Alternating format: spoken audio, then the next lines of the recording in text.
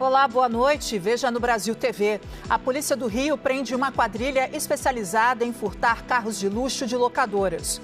O caos em hospitais públicos de São Paulo. No Cidade Tiradentes, o problema é a superlotação.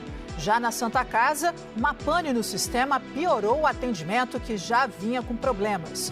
Os casos de febre Oropost aumentam em Pernambuco e há uma preocupação maior com as grávidas.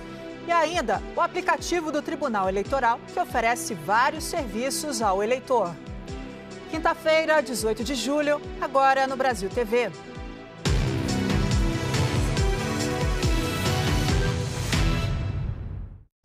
Sete pessoas foram presas no Rio, suspeitas de participar de uma quadrilha que furtava carros de locadoras de veículos. Alguns deles vendidos até para fora do Brasil.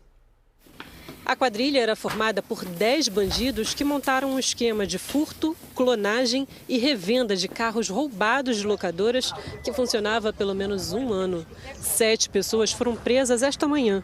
A operação da Delegacia de Bom Sucesso foi batizada de Reditos, que em latim significa retorno. Segundo a polícia, os criminosos alugavam os carros em empresas de locação. Depois, o veículo era levado para a quadrilha, que instalava um rastreador e fazia uma cópia da chave. Quando o carro era devolvido, os bandidos acompanhavam a localização. Assim que o motorista estacionava em locais públicos e de fácil acesso, os bandidos levavam o carro usando a cópia da chave. Depois do furto, os carros eram vendidos pela internet por preços bem inferiores ao do mercado. A polícia descobriu ainda o envolvimento da quadrilha com milicianos da Zona Oeste. Não à toa que a nossa operação hoje foi deflagrada nos bairros de Campo Grande e de Jacarepaguá. E nessas regiões os milicianos costumavam utilizar esses veículos nas atividades criminosas e depois também revendendo para oferir mais lucro ainda para as organizações criminosas deles. A polícia também cumpriu 23 mandados de busca e apreensão em endereços em Campo Grande e em Jacarepaguá. Vários documentos foram apreendidos. Como as negociações eram feitas pela internet, muitos carros e motos iam para outros estados, até para o Paraguai. As investigações começaram em outubro. Segundo a polícia, 42 veículos foram furtados pela quadrilha. O prejuízo para as locadoras pode passar dos 4 milhões de reais, segundo as investigações. Os chefes do esquema conseguiram fugir. Patrício Moreira, Américo Antônio Moreira e Hélio Henrique Moreira de Lima são irmãos e estão foragidos. A polícia apreendeu 3 carros, 2 motos, além de documentos. A polícia não divulgou o que os presos disseram em depoimento. Não conseguimos contato com as defesas dos suspeitos. E ainda no Rio, a polícia procura os bandidos que mataram pai e filho durante uma tentativa de assalto numa marcenaria em Nova Iguaçu, na Baixada Fluminense. Na porta do IML de Nova Iguaçu, o desespero e a dor da família arrasada pela violência. José Severino dos Santos Feitosa, de 68 anos, e o filho, Décio de Souza Feitosa, de 43, foram assassinados em uma tentativa de assalto. O crime aconteceu em frente à marcenaria da família, na rua Fernando Borges, no bairro Palhada, também em Nova Iguaçu. Estamos desolados devido a isso mesmo. Poxa, meu sogro trabalhou a vida toda. Meu sogro é aposentado, sempre trabalhou, cara. Ele trabalhava de domingo a domingo. Que ele não gostava de ficar em casa. E ele ser morto desse jeito, meu cunhado, é muito doloroso, muito mesmo. Parentes relataram que pai e filho estavam trabalhando na marcenaria quando o irmão de Décio chegou com um carro sem perceber que estava sendo seguido. Os assaltantes exigiram a chave do carro. Num ato desesperado, José pegou um pedaço de madeira e atingiu um dos bandidos, que reagiu atirando contra ele. Décio também foi baleado enquanto tentava proteger o pai. A esposa de José acredita que ele não percebeu que o criminoso estava armado. Percebeu não, porque ele não estava com a arma, ele estava com a arma na cintura. Os criminosos chegaram em 2 carros. O vermelho tinha sido roubado em Nova Iguaçu no dia anterior e foi abandonado no local. As vítimas foram levadas para a UPA de Comendador Soares. José e Décio foram atingidos no peito. O filho ainda foi transferido para o Hospital Geral de Nova Iguaçu, mas também não resistiu. Policiais da Delegacia de Homicídios da Baixada Fluminense estiveram no local para fazer a perícia. José abriu a marcenaria há mais de 50 anos e trabalhava com 2 filhos, 2 netos e um irmão. A Polícia Federal prendeu 2 suspeitos da morte de Binho do Quilombo, o líder quilombola da Bahia, assassinado há 7 anos. Ele era filho de mãe Bernadette, que também foi assassinada no ano passado. O crime foi em setembro de 2017, então só agora, quase 7 anos depois, 2 pessoas suspeitas de participação no crime foram presas. Um homem foi preso na tarde de ontem no município de Conceição do Jacuípe, que fica a mais de 100 quilômetros de Salvador, e um outro foi preso na noite de ontem na praça de alimentação de um shopping aqui na capital. Tio e sobrinho são suspeitos de terem participado desse crime, que, segundo a Polícia Federal, que desde 2019 assumiu exclusivamente as investigações, eles já respondem por outros crimes. O tio por homicídio em 2019 e o sobrinho tem outras passagens pela polícia. Binho do Quilombo, ele foi morto em setembro de 2017. Na época, a suspeita é de que existia uma briga, disputa de terra quilombola.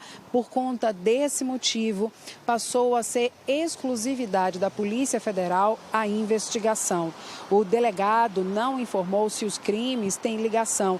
Disse que o caso de mãe Bernadette ficou a cargo da Polícia Civil.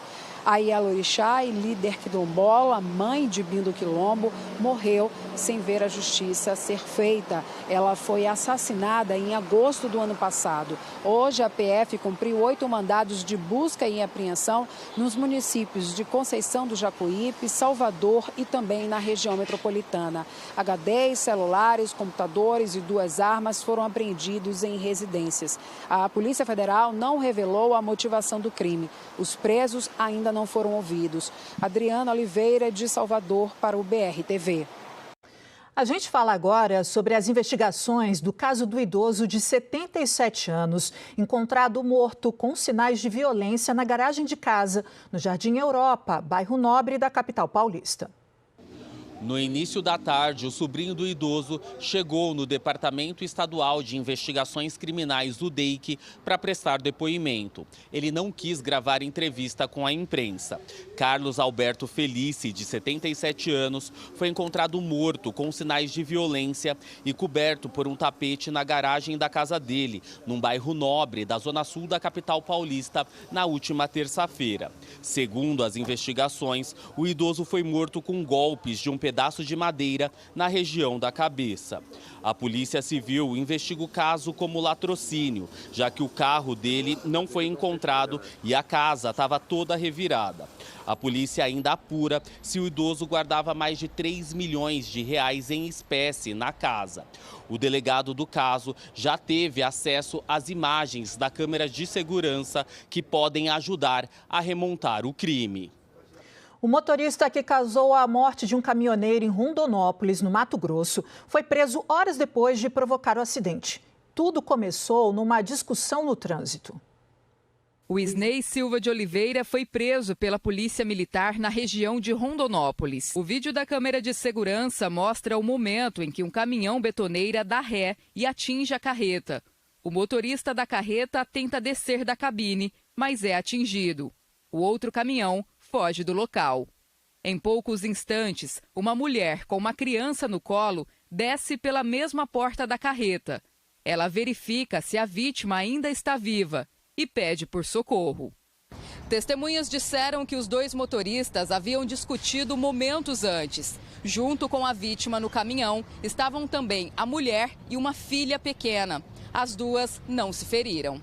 O caso aconteceu no perímetro urbano da BR-364 em Rondonópolis. Essa discussão já vinha de forma anterior, já alguns minutos antes, inclusive do lado de lá da nossa paralela, sentido Cuiabá-Rondonópolis. Foi feito o contorno, adentrar a nossa urbe e já no local do acidente saíram de cada um do seu devido veículo. A discussão continuou de forma pessoal. A vítima foi identificada como Renan de Souza Vieira, de 28 anos. Ele veio com a família de Tangará da Serra para descarregar uma carga de milho em Rondonópolis e já estava voltando para a cidade. Dados do Instituto Nacional de Pesquisas Espaciais apontam um crescimento no número de queimadas no Maranhão no mês de julho. Mais da metade do território maranhense está incluído no mapa de risco de fogo. No início do mês, o Maranhão ocupava a 4ª posição no número de queimadas do país. Agora, a situação piorou. O estado é o primeiro no ranking dos que mais registram focos de incêndio. No Maranhão, as queimadas aumentaram 6% na comparação com o mesmo período do ano passado. Entre as cidades maranhenses, Balsas foi a que mais registrou queimadas este mês. São mais de 280 focos, seguido de Mirador, Fernando Falcão e Grajaú. A situação é preocupante porque ainda não chegamos à metade do período de estiagem, que na região começou mais cedo. E segundo a previsão meteorológica, deve se prolongar até o mês de outubro. Nesse período, o Corpo de Bombeiros de Balsas chega a receber até 10 chamadas por dia para apagar fogo em vegetação e terrenos baldios. E o vento no incêndio florestal, também no incêndio urbano, é o que dá o ritmo do fogo. Às vezes você tem uma situação em que você tem um fogo, que ele está ali, parece estar controlado, que é o que acontece muito. Às vezes a pessoa vai fazer ali a queimada de uma área determinada, uma área específica. Às vezes dá essa ventania e acaba descontrolando toda a queimada e acaba pulando brasa para outras áreas que não eram para ser queimadas. O tempo seco e a alta temperatura aumentam a incidência de queimadas, principalmente em áreas urbanas, o que traz sérios danos para o meio ambiente. Os prejuízos que nós temos são diversos. Primeiro, a emissão de gases, que vão contribuir aí com a poluição atmosférica, com o aquecimento. Mas, por outro lado, nós temos danos para o solo. Então, a vegetação, quando queimada, ela não cumpre mais o seu papel na ciclagem de nutrientes. Também tem a mortandade de organismos de grande porte, mamíferos, roedores e assim por diante. E amanhã não foi fácil para quem procurou o Hospital Municipal Cidade Tiradentes, na zona leste de São Paulo, e a Santa Casa, no centro da capital. Enquanto o primeiro estava superlotado, o sistema de computadores do segundo caiu. Ou seja, consultas, exames e outros serviços não puderam ser feitos. A dona Alice tem 80 anos e ficou horas esperando o atendimento de pé. Ela e a sobrinha saíram do Imirim, na Zona Norte, às 5 da manhã. Com muitas dores nos olhos, precisava de um atendimento de urgência. Veio para a Santa Casa, no centro da capital, porque já trata aqui um câncer. É cansativo, né? Estressante, cansativo para ela mesmo, né? Porque ela sofre do câncer, então é bem cansativo. Essa foi a fila que enfrentou. Ela e outros pacientes ficaram do lado de fora do hospital. O sistema eletrônico para marcar consultas e exames ficou mais de 10 horas fora do ar. Hoje, mais cedo, a repórter Carol Ianelli conversou com uma funcionária. Tá sem sistema? Tá marcando consulta? Não tá marcando. O Gabriel queria marcar uma consulta para a avó. Não conseguiu. O problema dela ainda a gente não tem um diagnóstico certo. Então a gente está tentando ver com os médicos se a gente resolve. Vim aqui hoje para tentar resolver e não tem previsão de médico, não tem previsão de contratação. A Santa Casa de Misericórdia sofre uma crise interna desde o começo do ano. Foram mais de 140 demissões de médicos, enfermeiros, funcionários do RH e outras profissões nesse período. Sofre quem mais precisa de ajuda. Pegou muita fila? Sim, tem atendimento, tá extenso para entrar. Saindo do centro e percorrendo mais de 30 quilômetros sentido zona leste da capital, mais um hospital com problemas. Faz 20 dias que o Kleber roda pela cidade procurando tratamento para uma forte inflamação nas articulações. Ontem foi a vez de procurar o Hospital Municipal Cidade Tiradentes. Ele chegou logo depois do almoço. Abri fichas 1 e 10, fui ser atendido às 9 horas da noite. Coletaram o exame. Os exames ficaram prontos às 11h15. Quando eu retornei com os exames para a sala do médico para ele avaliar o resultado, não tinha médico para avaliar os resultados. Quando foi 5 e pouco, aí me atendeu, um outro médico me atendeu Esse médico pediu um ultrassom, mas segundo o Kleber, o hospital se recusou a fazer o exame. Péssimo, negligente, omisso. Para qualquer um, se vocês pudessem entrar lá dentro, você ia ver o descaso, um monte de maca de paciente com vários tipos de enfermidade, tudo junto. O produtor da TV Globo, Felipe Cruz, entrou e mostrou a situação no Bom Dia São Paulo. São pelo menos 11 macas com pacientes nessa sala, uma quase encostada na outra. Esse vídeo foi feito pelo filho de uma idosa que estava internada. A minha mãe está com acesso no pescoço. Olha o tanto de pessoa, mano. Olha o tanto de pessoa. Eu vou dar um jeito de tirar minha mãe daqui, parceiro. Difícil.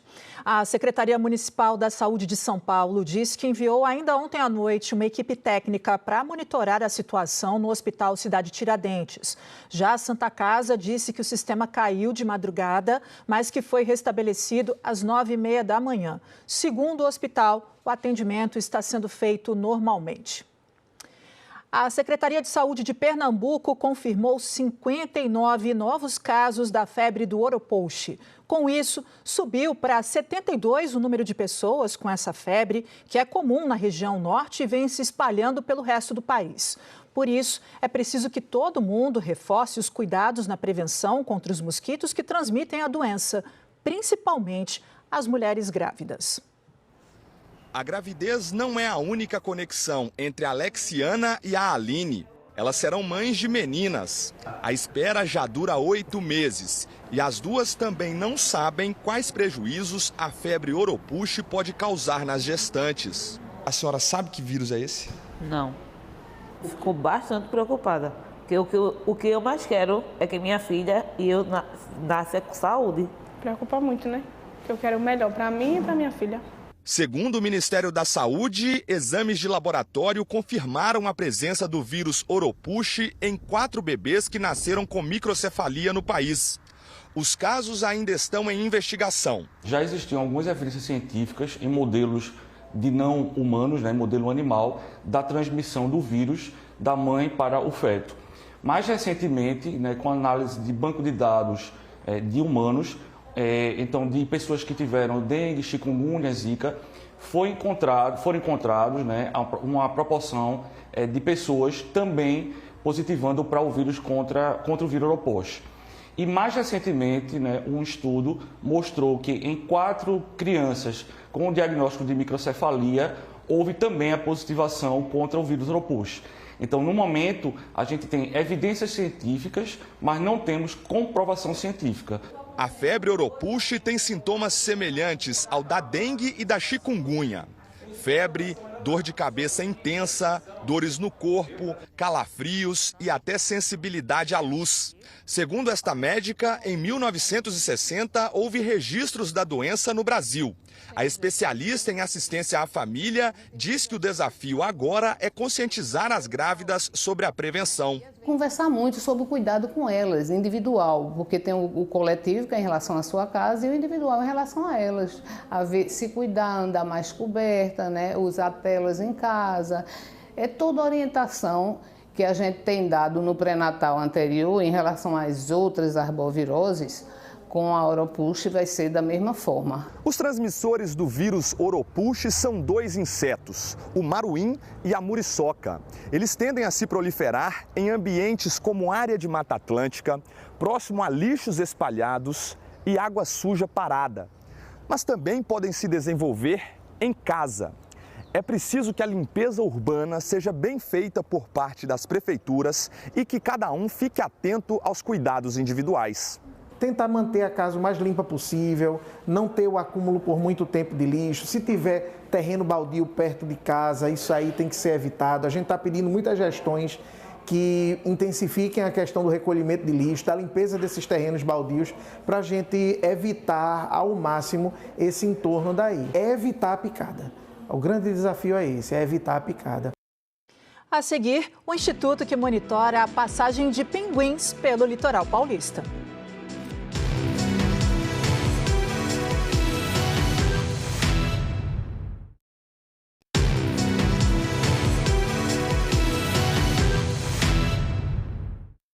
Brasil TV de volta, falando de eleições. Além de agilizar a votação, o aplicativo e-Título reúne vários serviços na palma da mão. Ele pode ser baixado até a véspera das eleições, mas a recomendação é que isso seja feito o quanto antes. Veja na reportagem. A instalação é bem simples e de graça. O eleitor acessa a loja de aplicativos e procura o e-Título. Clica para fazer o download, dá uma lida no termo de autorização e segue para preencher alguns dados como nome e CPF.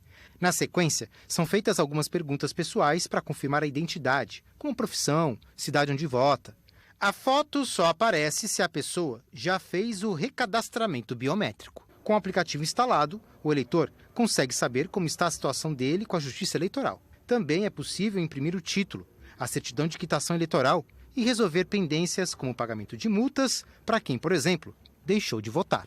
É mais fácil, porque consegue resolver tudo online do que pegar fila, ficar esperando aqui. Às vezes, se está atrasado por alguma coisa, resolve no celular. Há menos de 3 meses do primeiro turno das eleições municipais, cerca de 35% do eleitorado paulista já baixou o e-Título. Cerca de 11 milhões e 700 mil pessoas. A versão digital dispensa a impressa e, através da tela do celular, os mesários fazem a consulta e liberam o direito ao voto. Quem já fez o recadastramento biométrico, apenas com o aplicativo e-Título, que já apresentará a sua foto, poderá se identificar na sessão de votação para votar.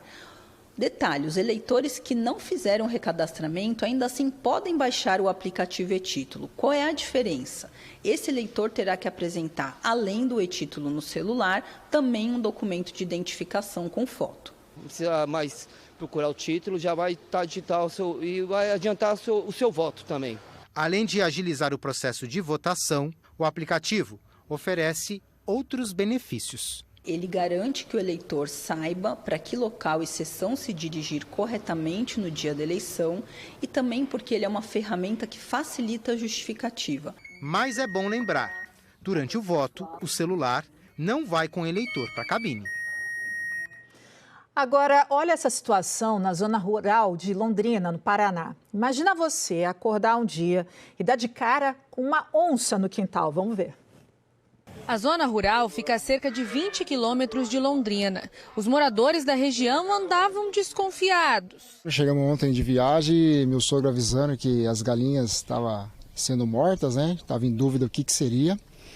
E ele falou, vamos armar uma armadilha aqui para ver. Pela manhã, a surpresa. Tinha uma onça dentro da gaiola. Cheguei aqui, olhei as galinhas tudo assustadas, né? Aí eu falei, deve ter ido embora, né? Aí eu vi que tava o barulho ali na gaiola, aí eu olhei na gaiola, ela estava presa.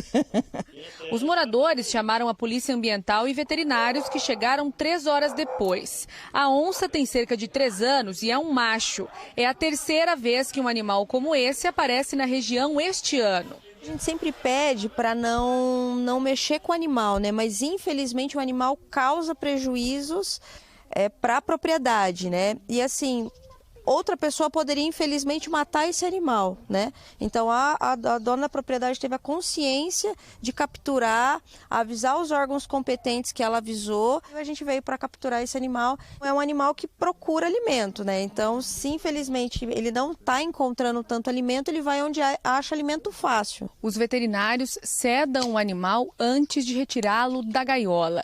Após uma avaliação médica em um hospital especializado em animais silvestres, a onça é devolvida à natureza.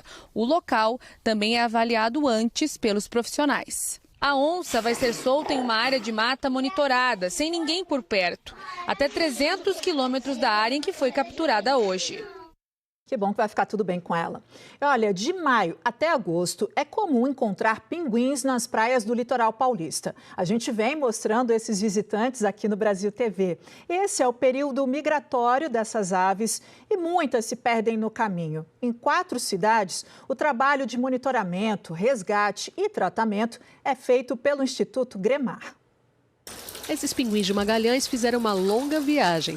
Saíram do extremo do continente sul-americano e, desgastados, vieram parar no litoral paulista. Eles migram da Patagônia, Argentina, que é onde é a colônia reprodutiva desses animais. Então, durante essa viagem, eles podem acabar encontrando algumas intercorrências ao longo dessa viagem.